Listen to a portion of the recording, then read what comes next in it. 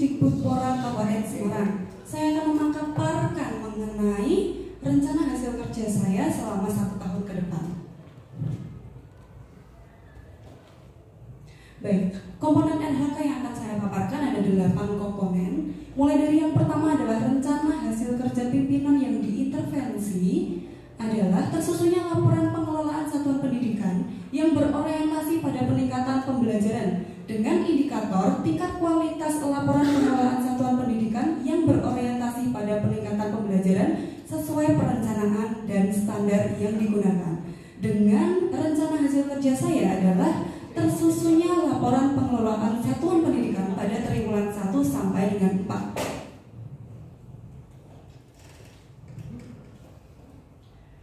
Kemudian komponen yang ketiga adalah aspek yang saya pilih adalah kuantitas. Dengan indikator kinerja individu adalah tersusunnya jumlah laporan pelaksanaan tugas sebagai pengelola administrasi kurikulum, di mana target dalam setiap triwulan adalah 1 dokumen.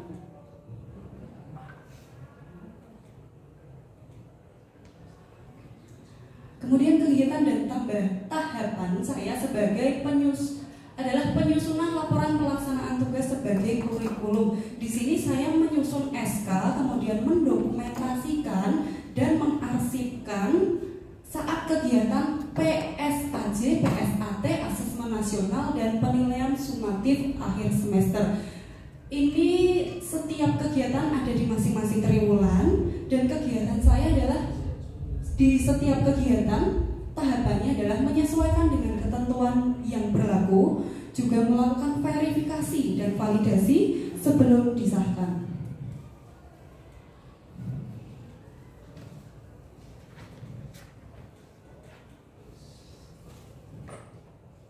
Baik, untuk kegiatan saya selanjutnya adalah menyusun dokumen kelulusan. Di triwulan 1 saya memulai dengan menginput nilai rapot kelas 9 mulai dari semester 1 sampai 5. Ini secara manual karena setiap jenjang dari kelas 7, 8, 9 anak-anak tuh kelasnya berbeda sehingga tidak bisa ditarik rumus. Makanya saya inputnya manual. Untuk itu memang butuh ketelitian, maka butuh 1 triwulan tersendiri untuk mencicilnya. Kemudian di triwulan 2 setelah turun surat edaran dari dinas mengenai pedoman kelulusan, baru saya mulai action untuk membuat SK penetapan kelulusan, kemudian surat pengumuman kelulusan, surat keterangan rata-rata rapot semester 1 sampai 5 yang ini nanti akan digunakan anak-anak untuk mendaftar ke sekolah lanjutan. Kemudian membuat surat keterangan lulus atau SKL, kemudian bersama Bapak Ibu Guru membuat e-rapot. Dan yang terakhir adalah saya membuat transkrip ijazah. Kemudian kegiatan selanjutnya adalah saya menyusun, mendokumentasikan dan mengarsipkan kurikulum satuan pendidikan, di mana peran saya di sini adalah sebagai editor. Dengan menyesuaikan ketentuan yang berlaku dan melakukan verifikasi dan validasi sebelum disahkan, maka saya bersama tim kurikulum dalam penyusunan ini selalu diadakan rapat dan saya selalu mencatat poin-poin setelah rapat, kemudian untuk dijadikan bahan saya sebagai editing KSP. Kemudian ada menyusun dan mengarsipkan dokumen laporan penilaian guru berupa e-raport. Di sini saya membantu Bapak Ibu guru yang sudah sepuh atau yang kesulitan dalam IT untuk bisa input e-raport mulai dari tujuan pendidikan sampai menginput nilainya. Kemudian saya mencetak e-rapportnya, lalu mendistribusikan ke wali kelas yang bersangkutan. Kemudian menstempel e-raport dan mengarsipkan dalam bentuk digital maupun fisik. Output kegiatan adalah terwujudnya dokumen laporan pelaksanaan tugas sebagai pengelola administrasi kurikulum. Penerapan nilai berakhlak yang saya lakukan adalah berorientasi pada pelayanan, di mana saya memberikan hasil kerja yang tepat, cepat, akurat, dan bermanfaat bagi pengguna, serta memastikan proses penyusunan berjalan sesuai aturan. Kemudian kompeten, saya menggunakan pengetahuan dan pemahaman terhadap regulasi yang berlaku sesuai kurikulum yang berlaku. Akuntabel. Dalam penyusun contoh realnya dalam kegiatan nyata adalah saat penyusunan ijazah atau transkrip ijazah. Di sini dibutuhkan ketelitian, kejujuran, tanggung jawab dan integritas tinggi dalam menjaga keaslian serta keamanan dokumen. Kemudian loyal dan harmonis. Di sini saya melaksanakan tugas dengan penuh tanggung jawab serta menjaga kepercayaan antar pihak. Baik, terima kasih paparan dari saya. Oke, terima kasih untuk Ibu Salsa. Tepuk tangan dulu atas paparan yang sudah diberikan. Nah, selanjutnya Bapak Ibu, saya buka untuk sesi tanya jawab. Apakah ada yang ingin bertanya kepada Ibu Salsa? Monggo Pak Istri.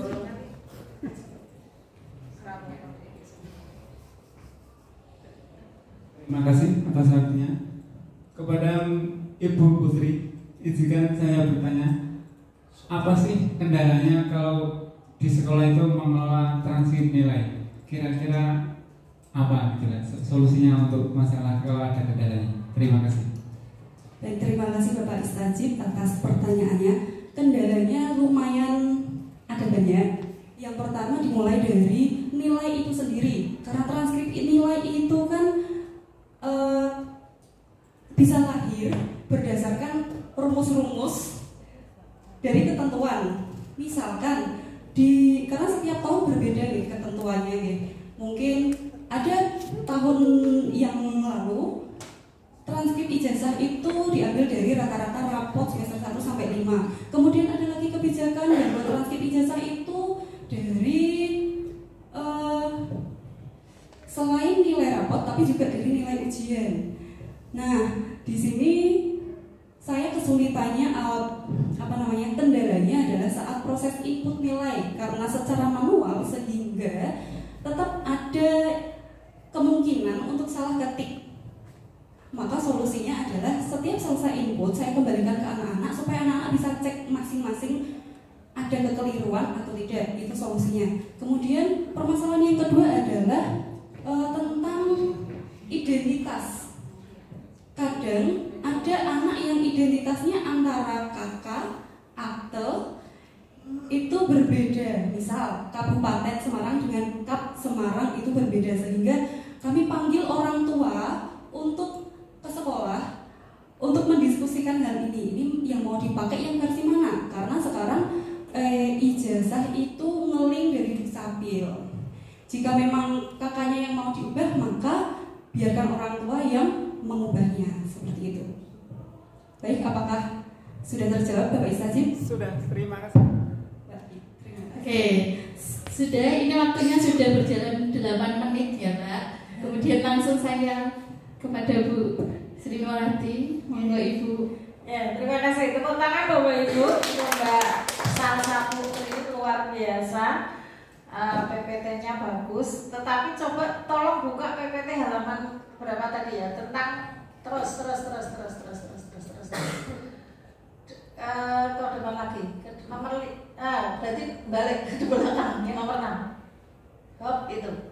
Nah, di situ tertulis, saya kok agak salfok dengan yang penyusunan laporan pelaksanaan tugas sebagai kurikulum. Mbak Putri sebagai kurikulum apa pengadministrasi kurikulum?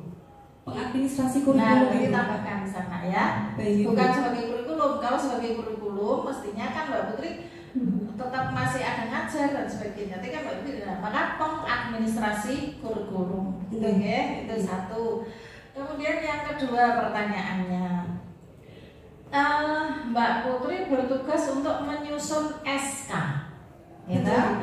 Ketika menyusun SK itu, tentunya itu kan ada tulisan menyesuaikan dengan ketentuan yang berlaku, melakukan verifikasi dan validasi sebelum disahkan. Ketika menyusun SK itu, Mbak Putri kerjasama dengan siapa? Dengan Ibu Kepala Sekolah. Dengan langsung Kepala Sekolah. Jadi koordinasi tugas dari Mbak Putri itu tidak ke urusan kurikulum, tetapi langsung kepada Kepala Sekolah. Koordinasi langsung ke sana ya. Berarti Ibu Kepala Sekolah selalu update dengan peraturan-peraturan yang baru. Oke. Dan di situ tertulis ada SK semua itu. Terus pertanyaan saya, sampai hari ini itu udah dokumen SK komplit? Lengkap Ibu.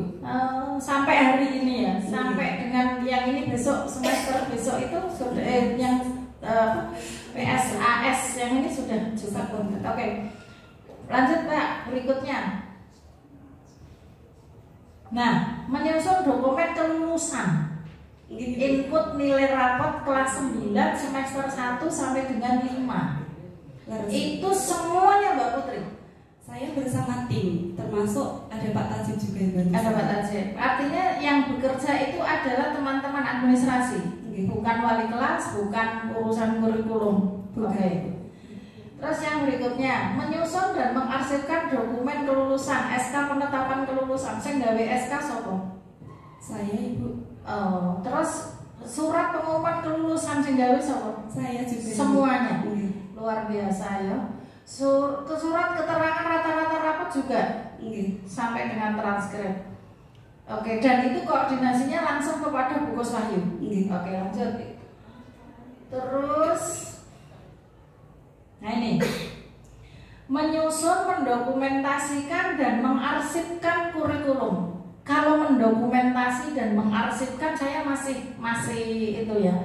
Tetapi menyusun, jadi Mbak Putri juga menyusun KSP, termasuk dalam timnya Ibu. Termasuk dalam tim. Timnya itu siapa saja yang di situ? Timnya itu kurang lebih ada 5 sampai 6 orang. Terus saya gawe template-nya KSP sinten? Yang membuat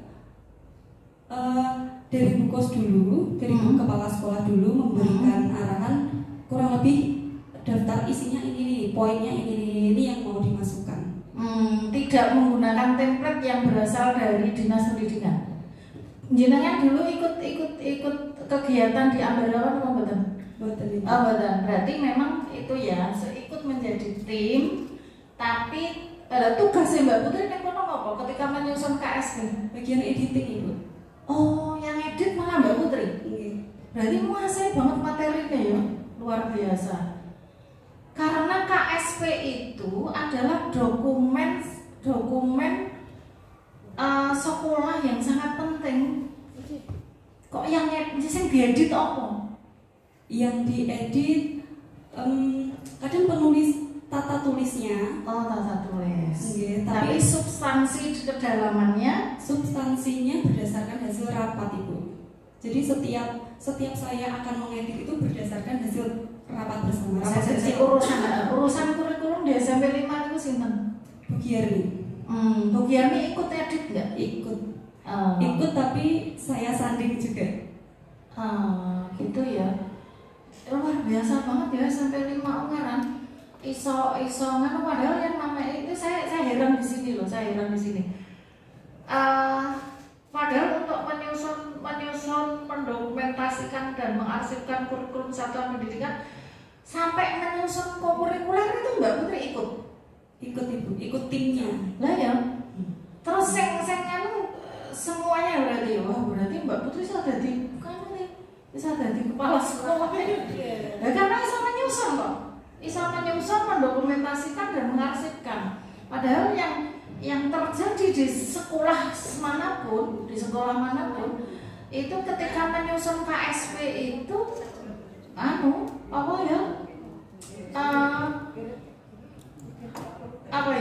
jadi butuh, artinya Mbak Putri itu pemikirannya itu bisa komprehensif banget ya, bisa holistik, bisa menyeluruh, tapi bisa lanjut Mbak.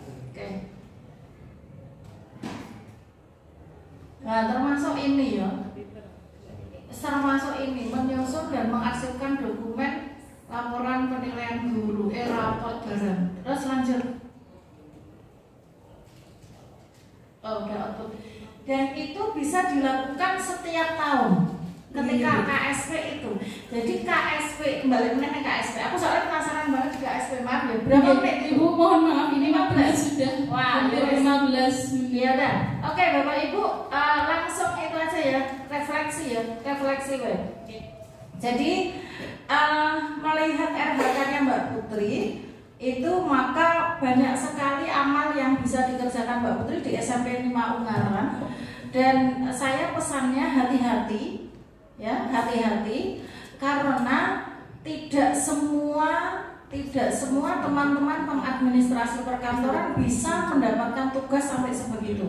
Dan kurikulum satuan pendidikan itu nyawanya sekolah, maka harus hati-hati sekali. Di situ harus detail dan Mbak Putri harus mau berkonsultasi, harus mau berkoordinasi dengan kepala sekolah, dengan teman kurikulum. Maka bisa jadi kalau seperti itu, bisa jadi malah kurikulumnya tidak begitu mendalam tentang KSP.